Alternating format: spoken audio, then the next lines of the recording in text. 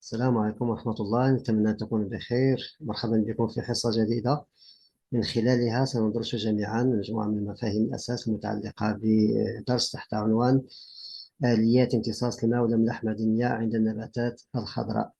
Bonjour tout le monde, j'espère que vous allez bien. On va aborder ensemble les principaux concepts concernant le chapitre numéro 1 dans l'unité 2 intitulé le mécanisme d'absorption de l'eau et des sels minéraux chez les plantes. On commence à la barakatillah.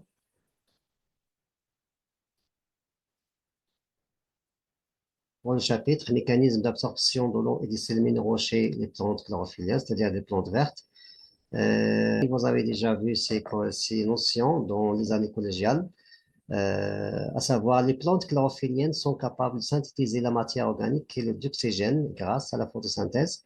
En plus de dioxyde de carbone et de l'énergie lumineuse, ces plantes ont besoin de l'eau et des sels minéraux. Ces éléments nutritifs sont absorbés à partir du sol. La question, c'est comment mettre en évidence les mécanismes d'absorption de l'eau et des sels minéraux chez les plantes vertes. La deuxième, quelles sont les structures cellulaires responsables de l'échange de l'eau et des sels minéraux entre les milieux intracellulaires et les milieux extracellulaires. Premièrement, on commence par la mise en évidence des échanges d'eau et des sels minéraux chez les plantes vertes. Commençons d'abord par l'importance de l'eau et des sels minéraux chez les plantes vertes. أهمية الماء والأملاح المعدنية انطلاقا من مناولة. Pour étudier l'importance de l'eau et des sels minéraux chez les plantes chlorophylliennes, nous avons réalisé les expériences représentées dans la figure numéro 2. Vous voyez ce document 1 comporte à la fois la figure 1 et la figure 2. La figure 1 montre l'utilisation de l'eau, c'est-à-dire la plante s'épanouit tout en utilisant une portion d'eau, c'est-à-dire fil bidaya, un alma niveau T0. Mais par la suite, il y a absorption ou bien utilisation d'une quantité d'eau, c'est-à-dire أن الماء ضروري لحياة النبتة.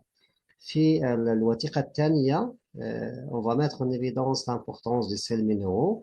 Vous voyez, on a deux récipients. Le premier, on a mis l'eau distillée en plus de trois éléments, trois sels minéraux, à savoir l'azote, le phosphore, le potasse, alors que le deuxième récipient, on a mis que l'eau distillée, on observe qu'une fois qu'il y a les éléments nécessaires, c'est-à-dire l'azote, le phosphore et le potasse, il y a une épanouissement, une croissance très importante de la plante, alors qu'une fois qu'on utilise uniquement de l'eau distillée qui est dépourvue de sels minéraux, vous voyez, la croissance est très très faible et la plante va mourir vers la fin. هنا نبين أن هناك أهمية للأملاح المعدنية. Pour l'analyse, la réponse, à partir de l'expérience de la figure 2, on observe que lorsqu'on ajoute l'eau distillée uniquement à la plante, elle va mourir par la suite, elle ne peut pas vivre, alors que une fois qu'on additionne les sels minéraux, à savoir l'azote et le potassium et le phosphore, la plante est bien poussée, c'est-à-dire elle s'épanouit et elle est en état de croissance.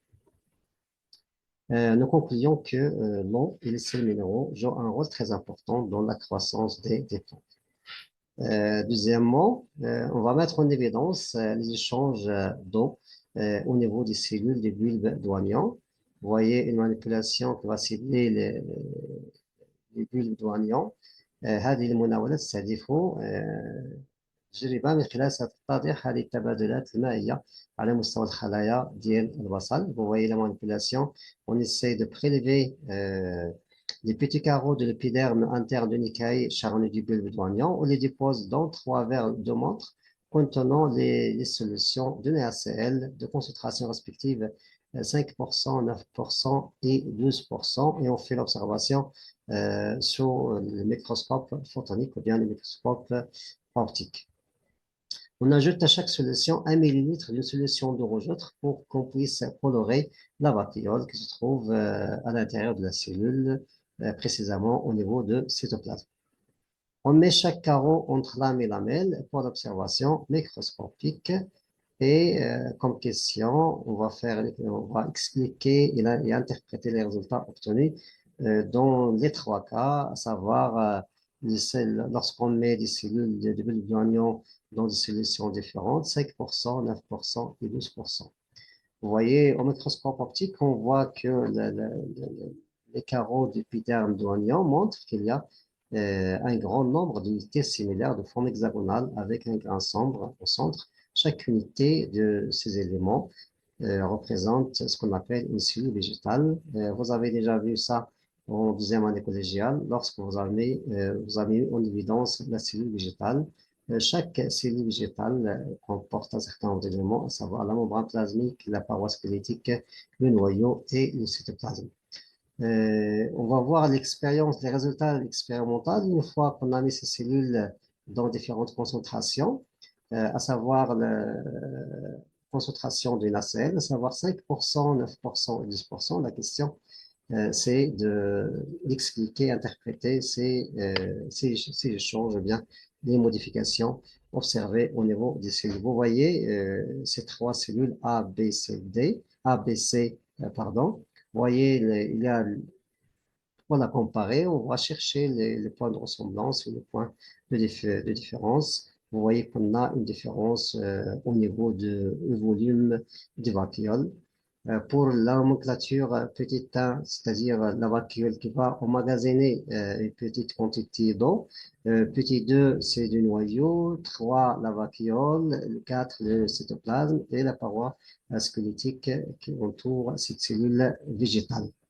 On va faire une explication de chaque cas. Pour le milieu A, où on trouve la vacuole qui occupe un volume très important dans la cellule, l'on passe du milieu extérieur qui est le moins concentré et protonique vers le milieu intracellulaire qui est concentré, qu'on appelle un milieu hypertonique. On dit que la cellule est turgescente ou bien le phénomène de la turgescence. في هذه الحالة حينما يكون الوسط الخارجي أكثر تركيزا يظهر الماء pardon حينما يكون الوسط الخارجي أقل تركيزا والعكس بالنسبة للخلية إذن الماء يدخل من الوسط الخارجي نحو الوسط الداخلي وتصبح الفجوة ممتلئة ونتكلم عن الخلية الممتلئة. Pour le milieu B, la vacuole occupe un volume important dans la cellule. On n'a pas d'échange, c'est-à-dire il y a l'isotonie, c'est-à-dire les deux milieux sont égaux de point de vue concentration. On obtient une cellule dite cellule normale. Pour le milieu C, la vacuole se dégonfle, la membrane se décolle de la paroi squelettique et le passe du milieu intracellulaire qui est hypotonique vers le milieu extracellulaire qui est hypertonique. On parle d'une cellule plasmolysée et le phénomène de la plasmolyse. En général, une fois qu'on place une cellule végétale dans un milieu hypertonique, la cellule devient plasmolysée. Alors qu'il y a les milieux, il y a l'isotonie de part et d'autre de la membrane, c'est-à-dire du milieu extérieur a la même concentration que le milieu intérieur, toujours on trouve une cellule garde sa forme normale. On dit qu'elle est en état d'équilibre. Une fois qu'on a un milieu interne, bien l'intérieur de la cellule hypertonique, pardon, c'est-à-dire l'eau entre deux milieux extérieurs vers ce milieu qui est plus concentré et la cellule devient turgescente ou bien khalia mumtalia. On va faire l'explication physique de ces échanges d'eau chez les cellules végétales. Le chercheur de Trochet a mis en évidence ces échanges. Pour expliquer ces échanges, le chercheur de Trochet a réalisé un modèle expérimental. Il a utilisé un appareil qu'on appelle osmomètre, voir la figure ci-jointe. Il a préparé deux milieux avec des solutions différentes séparées par une membrane semi-perméable, c'est-à-dire il est perméable uniquement à l'eau. Vous voyez le milieu A et le milieu B. Dans le milieu A, il a posé de l'eau distillée. Dans le milieu B, il a posé la solution de saccharose, par exemple. À T0, le niveau de l'eau dans les deux compartiments A et B au début de l'expérience. Alors, au temps de T1, c'est la fin de l'expérience. La question, c'est l'explication interprétée des résultats obtenus. Pour les résultats, au début de l'expérience, vous voyez que le niveau d'eau est le même dans les deux tubes 1 et 2. Voilà. Par contre, à la fin de l'expérience, c'est-à-dire au temps de T1, vous voyez que le niveau de liquide a diminué dans le tube 1 et elle a augmenté dans le tube numéro 2. Pour l'explication, vous voyez, le milieu B, il est très concentré. Vu l'eau, toujours, il passe d'un milieu hypotonique vers le milieu hypertonique. C'est évident que l'eau passe du milieu A vers le milieu B. Et alors, on doit avoir, le niveau d'eau va augmenter dans le tube de T1. Il y a donc un flux d'eau du milieu A hypotonique vers un milieu B hypertonique, ce qui se traduit par la baisse du niveau de liquide dans le tube A et sa montée dans le tube numéro 2. Ce passage donc, du compartiment A vers le compartiment B s'effectue sous l'effet de pression, dite pression osmotique, exercée par les solutions contenant des solutés. Le flux de l'eau est appelé donc l'osmose. لأن المرور ديال الماء من وسط ذو تركيز منخفض لوسط ذو تركيز مرتفع يتم تحت تأثير ضغط تنافذي أو ما يسمى بالضغط الأسموزي بسبب التركيز المرتفع للمواد التي تزيد في هذا التركيز أو المواد المذابة. Théoriquement, on peut calculer cette intensité de cette pression osmotique par la formule suivante. PO, c'est-à-dire pression osmotique, ou bien P est égal à nRT, avec P pression osmotique en pascal ou bien en atmosphère, avec une atmosphère est égale à 10 à la puissance 5 pascal. Pour le N, c'est le coefficient de dissociation. Exemple, NaCl, une fois que sa dissociation pardon, dans deux éléments, c'est-à-dire donc N est égal à 2, pour la constante des gaz parfaits, CR est égale à 0,082, si P est en atmosphère. Voilà, on fait la même chose qu'on a déjà dit il y a quelques minutes. Pour la température, il se calcule en Kelvin avec 1 Kelvin est égal à la valeur en degrés C plus 273. Pour la concentration, se calcule toujours en mol par litre. C'est la concentration égale à la concentration massique sur la masse molaire avec Cm, concentration massique en grammes par litre, et M, la masse molaire de soluté en mol par litre.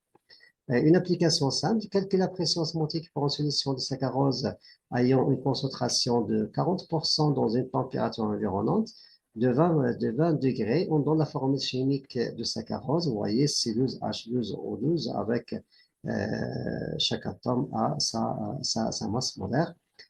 Pour le deuxième cas, c'est la pression osmotique d'une solution de chlorure de sodium ayant une concentration de 9%. On donne la masse molaire de chaque atome. Comme ça, on trouve chaque atome a une masse molaire bien précise avec une température, dans ce cas, toujours égale à 20 degrés.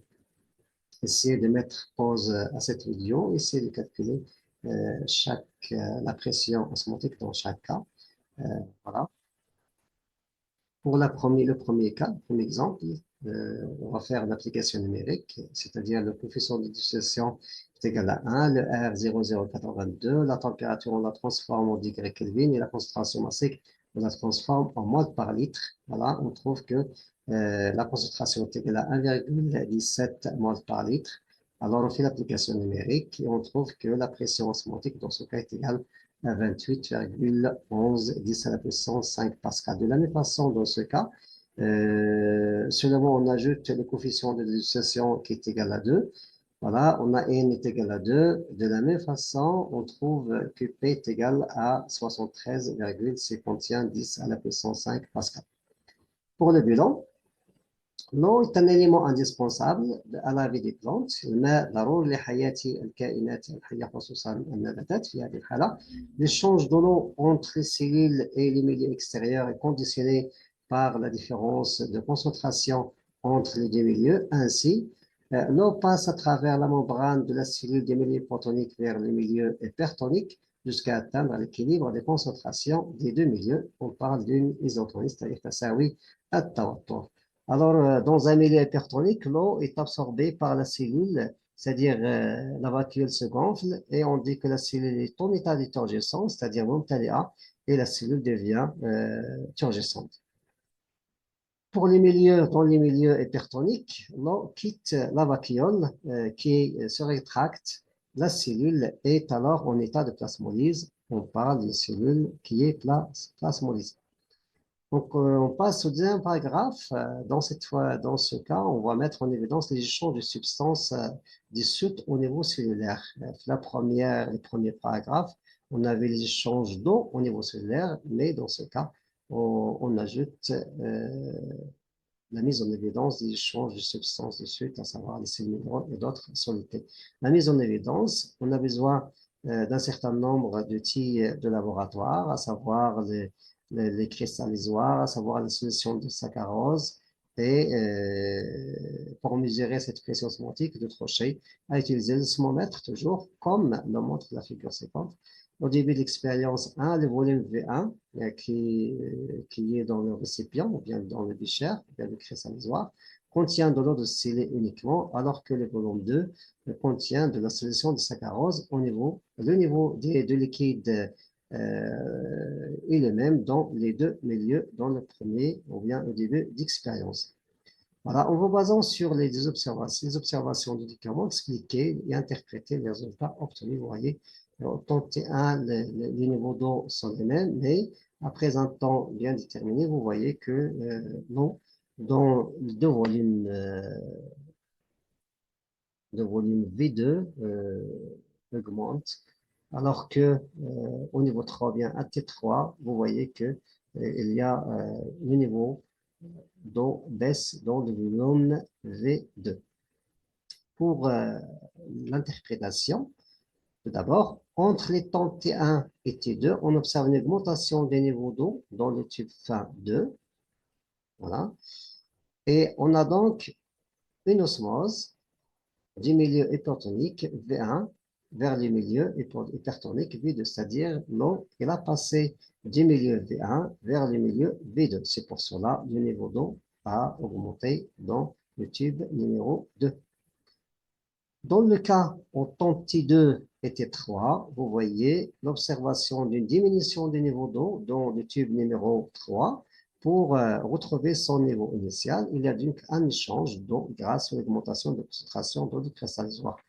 Puisque l'eau est revenue vers le milieu V1, on peut dire que la concentration de cristallisoire a augmenté. On peut expliquer cette augmentation de concentration par l'échange de soluté à travers la membrane, c'est-à-dire le saccharose a donc diffusé de volume V2 vers le cristallisoire qui est le V1 automatiquement. On peut dire que le saccharose a donc diffusé de milieu hypertonique V2 vers le milieu hypotonique V1, c'est le phénomène de diffusion, c'est-à-dire une diffusion de saccharose de milieu V2 vers V1. Pour la conclusion, la cellule échange des solutés avec le milieu extérieur à travers la membrane plasmique. Ces solutés peuvent entrer ou sortir de la cellule dans le sens décroissant de gradient de concentration, c'est la diffusion. Pour définition, la diffusion est un phénomène physique au cours duquel les substances du soute passent à travers la membrane d'un milieu hypertonique, c'est-à-dire le plus concentré, vers un milieu hypertonique qui est le milieu hypertonique. Vous voyez un schéma, on a un milieu hypertonique, un milieu hypertonique, et je vous questionne de poser laquelle des phénomènes on peut poser dans la première flèche qui est en haut et le deuxième dans la flèche la plus qui est dans le bas. Vous voyez la diffusion toujours se fait par le passage du soluté à travers la membrane du milieu hypertonique vers le milieu hypotonique, alors que l'osmose qui cible l'eau, qui passe dans un milieu du milieu hypotonique vers le milieu hypertonique. Pour le mécanisme de diffusion à travers la membrane, on va voir deux types de diffusion libre et diffusion facilitée. On va interpréter ces données expérimentales pour déterminer les différents mécanismes de diffusion. On a mesuré la vitesse du flux d'un soluté, par exemple le glucose, d'un compartiment vers l'autre, et ceci à travers deux types de membranes. La première, c'est une membrane artificielle. On prend par exemple le cellophane, alors que la deuxième membrane, c'est une membrane cytoplasmique naturelle. Les résultats sont présentés dans le document C. Quand vous voyez, représentation bien logiquement représente la variation de la vitesse de flux de soluté en fonction de sa concentration dans le milieu. La question, analyser les résultats et préciser en justifiant votre réponse les types de diffusion adoptés dans chaque cas, c'est-à-dire dans chaque cas de membrane. À votre avis, comment peut-on analyser ces différentes courbes? On va prendre en considération le type de la membrane. Voilà, 1 minute pour répondre à cette question. Voyez, pour le cas de la membrane artificielle, vous voyez, plus que la concentration de soluté augmente, plus que la vitesse de flux augmente aussi de façon graduelle, bien, c'est ça, d'une façon graduelle. Alors que pour la membrane naturelle, on observe que la concentration, ou bien la vitesse de flux augmente avec l'augmentation de soluté, arrivant à un maximum à une concentration C, cette vitesse de flux devient constante. On peut dire que le cas de la membrane artificielle, on observe que plus la concentration de soluté augmente, comme on a déjà dit il y a quelques minutes, plus que la vitesse de flux augmente d'une façon proportionnelle. Dans ce cas, l'échange de soluté se fait d'une façon libre ou bien d'une façon simple. On parle de diffusion simple ou libre. Alors, dans le cas de la membrane plasmique naturelle, vous voyez, on observe que la vitesse de flux de glucose augmente. Avec l'augmentation de sa concentration dans le milieu, cette vitesse arrive à son maximum dans la concentration C1, puis il devient stable malgré l'augmentation de la concentration du milieu extérieur. À votre avis, quelle hypothèse qu'on peut poser pour expliquer cette stabilité de la vitesse du flux dans solité et lorsqu'on arrive à une concentration du C ou bien du C1? À votre avis, quelle est l'hypothèse? On peut poser l'hypothèse, peut-être au niveau des cellules ou bien des membranes naturelles, on peut trouver un certain nombre d'éléments ou bien de transporteurs spécifiques au niveau de cette membrane qui facilitent la tâche ou bien facilitent le transport de soluté vers le milieu intracellulaire. Une fois ces transporteurs sont saturés, le flux de soluté devient stable. On parle alors de diffusion facilitée, c'est-à-dire l'intervention d'un certain nombre d'éléments qu'on appelle par la suite des protéines qui va faciliter le passage de ce soluté qui a été mis en question. Dans notre cas, c'est le glucose. On passe alors à un autre transport, cette fois-ci un transport qui nécessite de l'énergie. On va commencer, on va à partir d'un exemple. Le tableau ci-dessous représente la concentration de quelques ions dans l'eau de mer et dans les vacuoles cellulaires d'une algue marine appelée Valonia. L'utilisation des isotopes chimiques radioactifs des ions étudiés montre qu'un échange permanent s'effectue entre la cellule et son milieu. On va voir à partir de ce tableau comment ça se fait, ces échanges. Voilà, il y a une comparaison entre la concentration de l'eau de mer des ions Na+, Ek+, et Cl- au niveau de l'eau de mer et à l'intérieur de la vacuole de l'algue Valonia. La question, voilà une remarque, les concentrations resteront constantes si les cellules sont traitées par des poisons qui bloquent la respiration. Alors les différences de concentration des ions entre les milieux intracellulaires et les milieux extracellulaires s'annulent une fois qu'on utilise cette substance toxique qui va bloquer ces échanges ou bien qui va stabiliser ces différentes concentrations. Pour la question 1, comparer les concentrations des ions Na+, et K+, de part et d'autre de la membrane. La deuxième question, en appliquant la loi de la diffusion libre, déterminer le sens des mouvements des ions Na+, et K+, de part et d'autre de la membrane cellulaire. Et la dernière, c'est l'explication du maintien de cette répartition en se basant sur les données de l'expérience. À votre avis, comment peut-on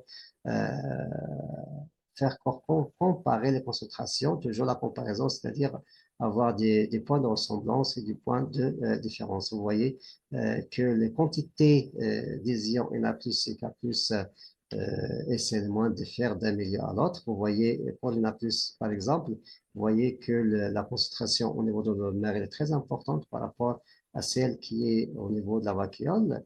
L'inverse pour les K+, et de la même façon pour Cl-, la concentration des ions à l'extérieur de la cellule est très faible par rapport à cette concentration à l'intérieur. Voilà, on peut reprendre comme suit. On remarque une différence de concentration ionique entre l'eau de mer et le cycle vacuolaire. Ce dernier est plus concentré en potassium, alors au niveau de l'eau de mer, est plus concentré en Na+. Pour déterminer le flux, bien le sens de mouvement des ions Na+, c'est qu'il y a plus de paradoxe dans la membrane cellulaire, on applique la loi de diffusion. À votre avis, selon ce principe, la diffusion libre, les ions passent du milieu hypertonique vers le milieu hypotonique. C'est une règle qu'il faut apprendre et qu'il faut comprendre et apprendre par la suite. Donc, il y a une entrée comme ça, puisque la concentration de ions Na+, est très importante dans nos donneurs, c'est-à-dire ces ions doivent entrer vers la vacuole de l'algue Wallonia. Les ions passent du milieu hypertonique vers le milieu hypotonique, donc il y a une entrée des ions Na+, et une sortie du K+, jusqu'à atteindre l'équilibre entre les deux milieux, c'est-à-dire il y a l'isotonie. Pour expliquer le maintien de cette répartition en se basant sur les données de l'expérience, pour le maintenir la différence de concentration entre ces deux milieux, c'est-à-dire que chez l'algue Wallonia, les ions passent du milieu hypotonique vers les milieux hypertoniques pour qu'on garde toujours la différence des concentrations de ces ions de part et d'autre de la membrane plasmique de cet algue, c'est-à-dire contre la loi de diffusion. Il y a de ce passage, pour maintenir ces différences de concentration ionique de part et d'autre de la membrane, comme on a déjà dit, les échanges d'ions va se faire du milieu hypotonique vers le milieu hypertonique. Cette opération nécessite une consommation d'énergie. Dans ce cas, on parle d'un transport actif.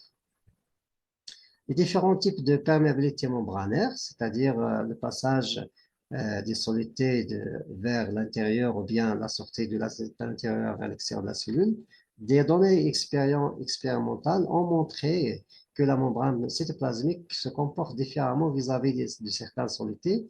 On trouve la perméabilité sélective qui consiste à laisser, c'est-à-dire la membrane plasmique va se laisse traverser par certaines substances et non pas d'autres.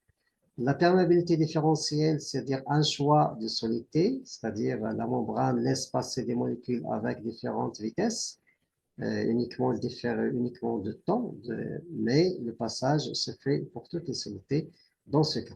Alors la perméabilité orientée, une fois que la solidité traverse la membrane, elle ne revient pas à l'extérieur, c'est-à-dire se laisse passer les solutés que dans un seul sens. Pour le bilan, les échanges de l'eau et des substances dissoutes entre les milieux intracellulaires et les milieux extracellulaires se font par les mécanismes suivants. On commence d'abord par le transport passif qui est libre. يعني هناك نقل سلبي أو حر يعني لا يتطلب الطاقة بما فيه الأوسموز l'échange de l'eau qui se fait de milieu hypotonique vers le milieu hypertonique. On ajoute aussi les diffusions des solutés, diffusion simple, libre, diffusion orientée, diffusion sélective et différentielle et diffusion facilitée. Ces différents types de diffusion ne nécessitent pas d'énergie, c'est pour cela on les classe parmi les transports passifs, c'est-à-dire naql silbi. Alors, il y a un autre transport qui nécessite de l'énergie, s'appelle le transport actif. Dans ce cas, l'échange se fait dans le sens inverse du gradient de concentration du milieu hypotonique vers le milieu hypertonique. Il nous reste à chercher la structure membranaire qui facilite, qui assure ces différents types d'échanges dans le paragraphe numéro 3. En attendant la deuxième vidéo pour expliquer cette structure de la paroi squelettique et la paroi de la membrane ou bien de la membrane cytoplasmique ainsi que le mécanisme des échanges de l'eau et des sels minéraux au niveau des racines. إلى هنا تنتهي هذه الحصة في انتظار الفيديو الموالي لتتمة ما تبقى من هذا الدرس المتعلق بتبادلات آليات تبادل الماء والأملاح المعدنية على مستوى أو عند النباتات الخضراء بصفة عامة. إلى هنا تنتهي هذه الحصة. شكرا على انتباهكم وإلى فرصة قادمة بحول الله.